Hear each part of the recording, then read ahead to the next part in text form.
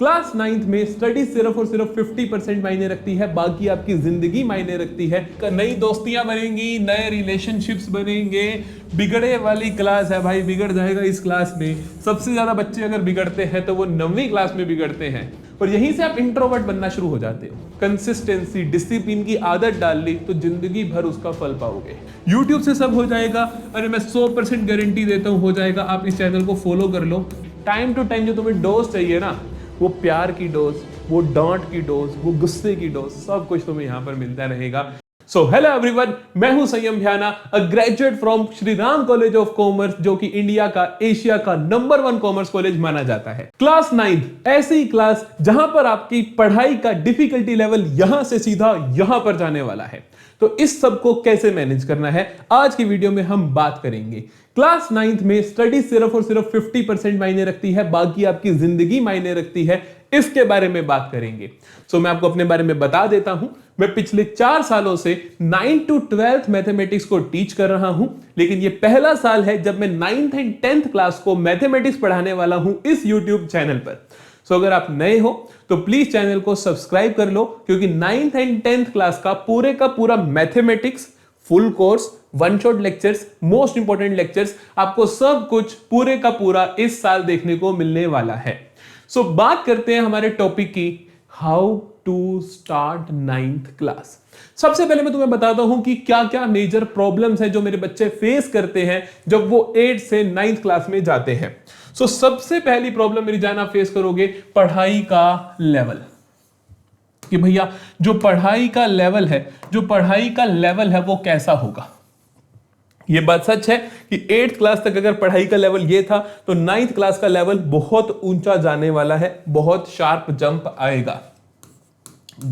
आएगा in difficulty level. ये बात सच है, क्योंकि जब आप 10 से 11th में जाते हो तब भी एक शार्प जंप आता है। 6 to 8th एक जैसा लेवल होता है, जहां पर हम आपको थोड़े बेसिक सिखाते हैं, जहां पे हम आपको थोड़ा पढ़ने की आदत डलवाते हैं।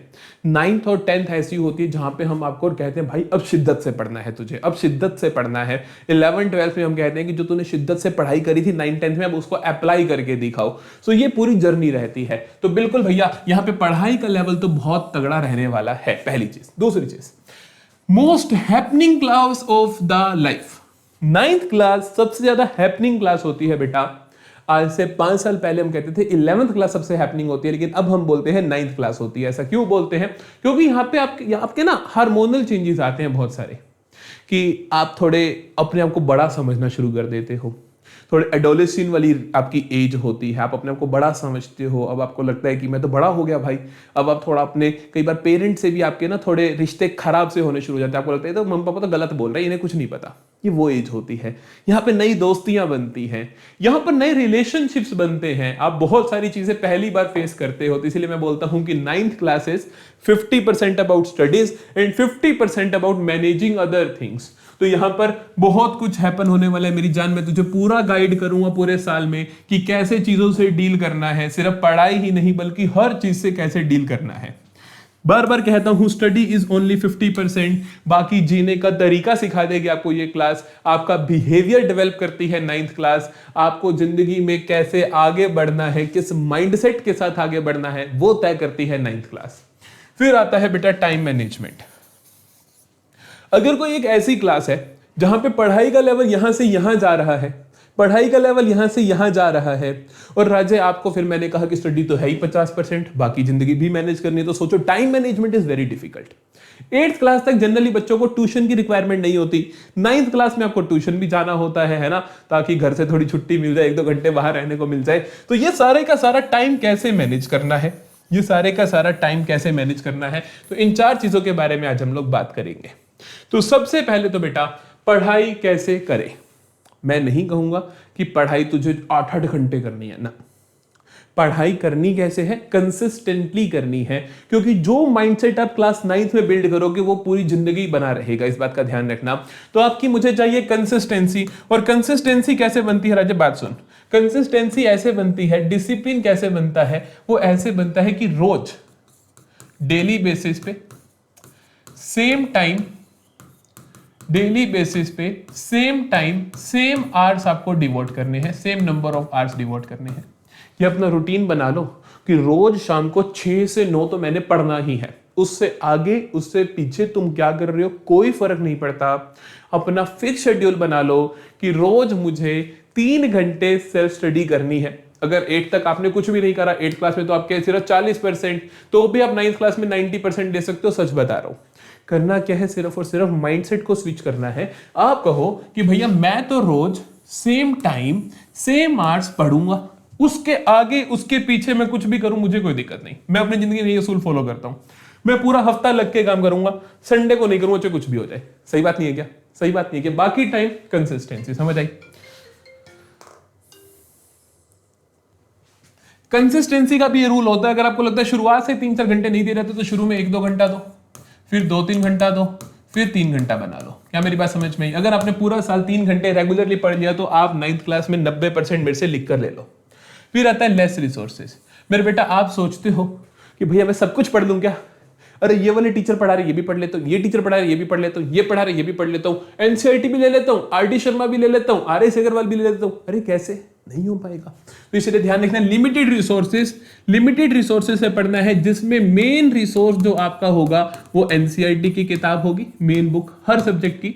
उसके बाद आपको एडिशनल किताबें लेनी है, लेकिन लिमिटेड। जैसे कि 9th-10th का अगर आप मैथ्स की बात करूं तो आरएस अग्रवाल है, आरडी शर्मा है, एलिमेंट्स का मैथ है, तो कोई भी एक मैथ उठा लो, कोई भी एक मैथ उठा लो, बस रेफरेंस बुक, एक एनसीईआरटी, एक रेफरेंस बुक, तीसरी कुछ भी नहीं पढ़ना। क्या मेरी बात समझ में आई? Very good. More practice. So मेरी जान, लेस रिसोर्सेज, मोर प्रैक्टिस। कम चीजें ज्यादा बार करनी है, रिपीटिशन ज्यादा होना चाहिए। ये नहीं कि आप नए नए सवाल लगा रहे हो। इंस्टेड आप क्या करो, लिमिटेड सामान पढ़ो, उसको बार बार पढ़ो ताकि कॉन्सेप्ट दिमाग में घुस जाए। क्या मेरी बात समझ में आई? No distraction. तो मेरे बेटा डिस्ट्रैक्ट नहीं होना। फेलियर्स आएंगे, तू चलेगा, रास्ते में खड्डे आएंगे, गिरेगा, लेकिन डिस्ट्रैक्ट नहीं होना, बैठे नहीं रह जाना, उठना है और चलना है। तो बेटा सबसे ज्यादा दिक्कत आती है इस एज में, आप डिस्ट्रैक्ट हो जाते हो। आपको लगता है मैं शुरू में तो मेहनत करते हो क्योंकि 9th क्लास है डिफिकल्ट, मेहनत बहुत करी, नंबर नहीं आए, फिर बंदा सोचता है मेहनत ही क्यों करनी है। ये गलत है।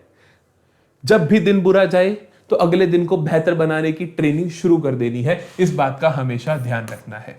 फिर आती है भैया मोस्ट हैपनिंग क्लास। क्यों बोला आपने? इसलिए बोला कि नई दोस्तियां बनेंगी, नए रिलेशनशिप्स बनेंगे। बिगड़े वाली क्लास है भाई, बिगड़ जाएगा इस क्लास में। सबसे ज्यादा बच्चे अगर बिगड़ते हैं तो वो 9वीं क्लास में बिगड़ते हैं। तुझे अपने आप पे कंट्रोल रखना है, तुझे अपने आप पे कंट्रोल रखना है। एक बात याद रखनी है कि तेरे पेरेंट्स, तेरे टीचर्स तुझे गलत गाइड नहीं कर रहे हैं। हमेशा लगेगा, हरदम लगेगा कि भैया टीचर्स तो ऐसा बोलते हैं, वैसा बोलते हैं, मम्मी पापा को तो समझ ही नहीं है। जब सारे दोस्त खेलने जा रहे हैं तो मैं क्यों नहीं जा सकता? सारे दोस्त घूमने जा रहे हैं तो मैं क्यों नहीं जा सकता? तो मेरी जान थोड़ा सा कंट्रोल रख लेना प्लीज। अगर 9th क्लास में तुम अपने पेरेंट्स के हाथों से बाहर हो गए तो पूरी जिंदगी कभी हाथ ही नहीं आओगे और बहुत बड़ी दिक्कत हो जाती है यार। तो रिक्वेस्ट है प्लीज अपने ऊपर कंट्रोल रखना। ये सबसे ज्यादा बिगड़ने वाली क्लास है इस टाइम, इंडिया की सबसे ज्यादा बिगड़ने वाली क्लास है, लेकिन सबसे ज्यादा संवरने वाली क्लास भी है। क्योंकि अगर आपने 9th क्लास में माइंडसेट को कंट्रोल कर लिया, कंसिस्टेंसी, डिसिप्लिन की आदत डाल ली, तो जिंदगी भर उसका फल पाओगे। क्या मेरी बात समझ में आई?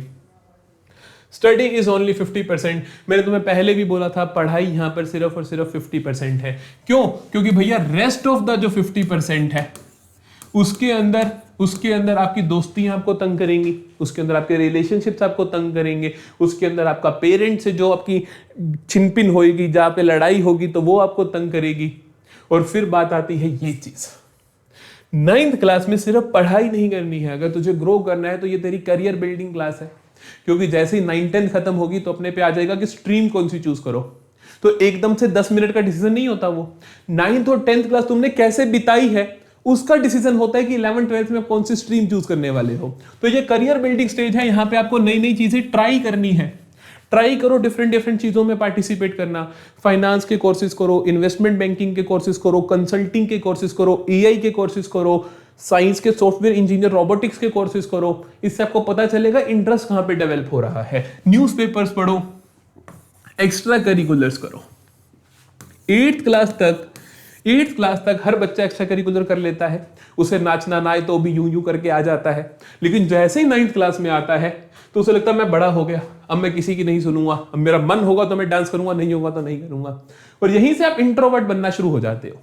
तो ये इंट्रोवर्ट नहीं बनना है, एक्सट्रोवर्ट ही रहना है। एक्स्ट्रा करिकुलर्स में जरूर जरूर पार्टिसिपेट करना है मेरे बेटा, ठीक है क्या? ठीक है क्या? चलो फिर आता है भैया टाइम मैनेजमेंट। टाइम मैनेजमेंट में प्रॉब्लम मैंने आपको बताया था, स्टडी 50% है, हालांकि स्टडी का लेवल ज्यादा है।